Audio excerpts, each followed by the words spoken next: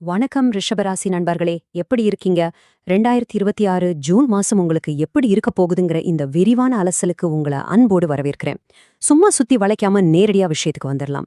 இந்த ஜூன் மாசம் உங்க வாழ்க்கையில நிறைய அதிரடி மாற்றங்கள், பயணங்கள், அப்புறம் மிக முக்கியமான சில முடிவுகளை கொண்டு வரப்போகுது. நீங்க தயாராயிருங்க.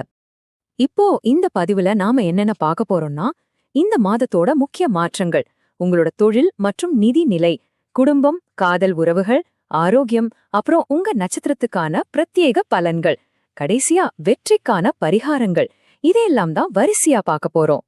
ஓகே, முதல் விஷயமா ஜூன் 2026ல ஏற்பட போற அந்த அதிரடி மாற்றங்கள் என்னென்ன அப்படிங்கறத பார்க்கலாம். இந்த மாசம் நீங்க கொஞ்சம் அதிகமாவே உழைக்க வேண்டியிருக்கும். ஆனா அந்த உழைப்பு வீண் போகாதுங்க. குறிப்பா இன்டர்வியூ, எக்ஸாம் இல்லனா வாழ்க்கையில எடுக்க போற பெரிய முடிவுகள், இதுலெல்லாம் உங்களுக்கு செம சக்சஸ் காத்திருக்கு. இப்போ விபரீத ராஜயோகம் அப்படின்னா என்னன்னு உங்களுக்கு தெரியுமா? சிம்பிளா சொல்லணும்னா, ஒரு மோசமான சூழ்நிலையிலிருந்து ஒரு மிகப்பெரிய நல்லது நடக்கிறது. 3ஆம் வீட்ல குரு உச்சமா இருக்கறதால இந்த சூப்பரான யோகம் உங்களுக்கு கிடைக்குது. இதோட உண்மையான அர்த்தம் என்ன தெரியுமா? இதுவரைக்கும் நீங்க பட்ட கஷ்டங்கள், அவமானங்கள், உங்க மேல விழுந்த பழிச்சொற்கள், இது எல்லாத்துக்கும் உங்க வெற்றியின் மூலமா நீங்க ஒரு தரமான பதிலடி கொடுக்க போறீங்க. சரி, இந்த மாசத்துல சில முக்கியமான தேதிகளை நீங்க நோட் பண்ணி வச்சுக்கிறது நல்லது. ஜூன் 8ஆம் தேதி சுக்கிரன் 3ஆம் வீட்டிற்கு போறார்.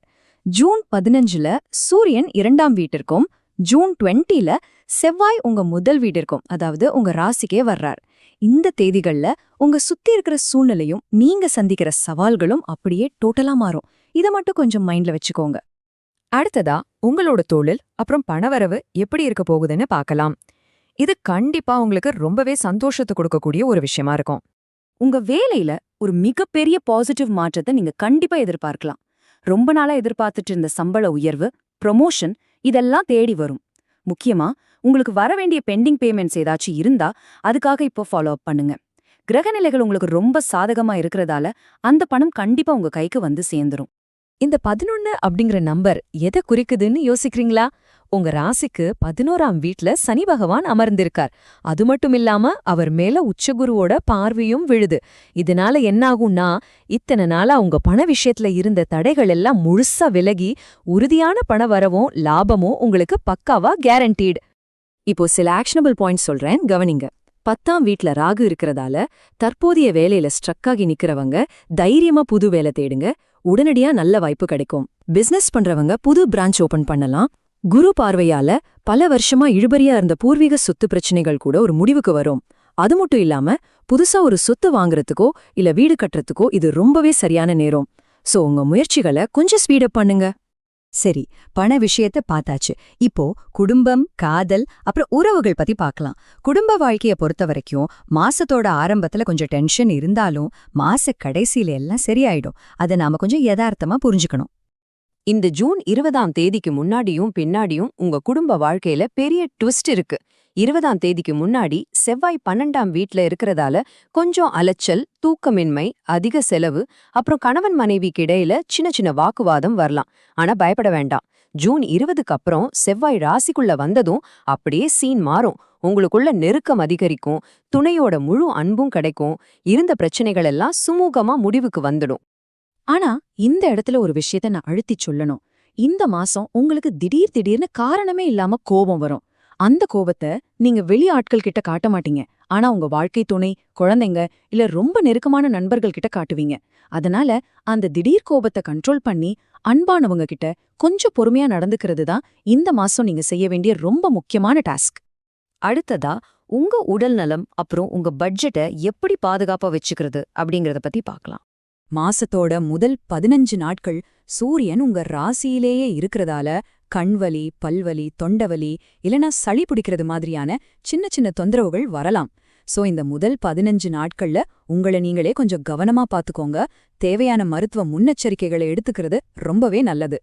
உங்களோட மன அமைதியை கெடுக்காம இருக்க நான் சில ஸ்ட்ரிக்டான அட்வைஸ் சொல்றேன், கேட்டுக்கோங்க. ஆஃபீஸ்ல பாஸ் கிட்ட வாக்குவாதம் பண்ணாதீங்க. குறிப்பா ஜூன் 15க்கு மேல தேவையில்லாம பேசுறத குறைச்சுக்கோங்க. 4ஆம் வீட்ல கேது இருக்கிறதால உறவினர்கள் கிட்ட கொஞ்சம் தள்ளியே இருங்க. அதுதான் உங்களுக்கு நிம்மதி. அதே போல மெடிக்கல் அப்புறம் குடும்ப செலவுகள்னு கொஞ்சம் எக்ஸ்ட்ரா செலவுகள் வரலாம். அதனால பக்காவா ஒரு பட்ஜெட் போட்டு செலவு பண்றது ரொம்ப ரொம்ப முக்கியம். இப்போ நீங்க எல்லாரும் ரொம்ப ஆவலா எதிர்பார்த்துட்டு இருந்த செக்ஷனுக்கு வந்துட்டோம். ஆமாங்க, கிருத்திகை, ரோகிணி, மிருகஷிரிடம் நட்சத்திரக்காரர்களுக்கான பிரத்யேகமான பலன்கள் என்ன அப்படிங்கறத தனித்தனியா பார்க்கலாம். உங்க நட்சத்திரம் வந்தா கொஞ்சம் உன்னிப்பா கவனிங்க. முதல்ல கிருத்திகை நட்சத்திரம் 2, 3, 4ஆம் பாதங்கள்ல பறந்தவங்க உங்களுக்கு நல்ல வருமானமும் வரும், அதே நேரம் செலவும் வரும். மாச கடைசியில பிரிஞ்சவங்க ஒன்னு சேருவீங்க. ஒரே ஒரு அட்வைஸ், புதுசா கடன் வாங்குறத மட்டும் கம்ப்ளீட்டா தவிர்த்துருங்க. அடுத்தது ரோஹிணி நட்சத்திரம். உங்களுக்கு சுபகாரியங்கள் செட் ஆகும், கல்யாண பேச்சுவார்த்தைகள் சக்சஸ் ஆகும், அரசு வேலையில இருக்கிறவங்களுக்கு ப்ரொமோஷன் கிடைக்கும், கொடுத்த கடனும் வசூலாகும். சின்ன சின்ன ட்ரிப்ஸ் போவீங்க, உங்களை சுத்தி இருக்கிறவங்க மத்தியில உங்களுக்கு மரியாதை கூடும். கடைசியா மிருகசீரிடம் 1, 2 பாதங்கள்ல பறந்தவங்க உங்களுக்கு புது வேலை வாய்ப்புகளும் கல்யாண வரன்களும் தேடி வரும். ஆனா நீங்க உங்க கோவத்தை மட்டும் கண்ட்ரோல் பண்ணிட்டு பட்ஜெட்டை சரியா பிளான் பண்ணீங்கன்னா இந்த மாசம் உங்களுக்கு சூப்பரா இருக்கும். ஓகே, நாம இந்த அலசலோட கடைசி பகுதிக்கு வந்துட்டோம். எந்தெந்த துறையில இருக்கிறவங்களுக்கு இந்த மாசம் அமோகமான வெற்றி கிடைக்க போகுது, அப்புறம் என்னென்ன பரிகாரங்கள் செய்யணும் அப்படிங்கறத இப்ப பார்க்கலாம். நீங்க ஒரு டீச்சரா, இல்ல லாயர், மார்க்கெட்டிங், இல்லனா ஐடி ஃபீல்ட்ல வேலை பார்க்கறீங்களா அப்படின்னா இந்த மாசம் உங்களுக்கு ஒரு மிகப்பெரிய வளர்ச்சியும் பேரும் புகழும் கிடைக்க போகுது. இது மட்டும் இல்லாம ஃபினான்ஸ், விவசாயம், மெடிக்கல், ஃபுட் இண்டஸ்ட்ரி, அப்புறம் அரசியல், கவர்மெண்ட் ஜாப்ல இருக்கிறவங்களுக்கும் இந்த மாசம் ரொம்பவே சாதகமா இருக்கு. அதனால புது வாய்ப்புகளுக்காகவும் ப்ரொமோஷனுக்காகவும் உங்களோட முழு எஃபர்ட்டை இன்னிக்கே போட ஆரம்பிங்க. சரி, உங்க முன்னேற்றத்துல வரக்கூடிய சின்ன சின்ன தடைகளை நீக்கிறதுக்கான ஒரு சிம்பிளான ஆன்மீக வழியை சொல்றேன். ஸ்டெப் 1, பிரதோஷ நாட்கள்ல தவறாம சிவன் கோவிலுக்கு போங்க. ஸ்டெப் 2, அங்க இருக்கிற நந்தீஸ்வரரையும் சிவபெருமானையும் மனசார வழிபடுங்க. ஸ்டெப் 3, அவங்களுக்கு அபிஷேகமும் அர்ச்சனையும் பண்ணிட்டு வாங்க. இது உங்க பாதையில இருக்கிற அத்தனை தடைகளையும் உடைச்செறியும். ஒரு அட்டகாசமான ரெமெடி இது.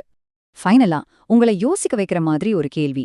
இந்த மாசம் நடக்க போற இந்த அதிரடியான கிரக மாற்றங்களை, அந்த விபரீத ராஜயோகத்தை உங்க எதிர்காலத்தை பில்ட் பண்றதுக்காக நீங்க பயன்படுத்த போறீங்களா, இல்ல தேவையில்லாத கோபத்துல சிக்கி உங்களை நீங்களே பின்னோக்கி இழுத்துக்க போறீங்களா?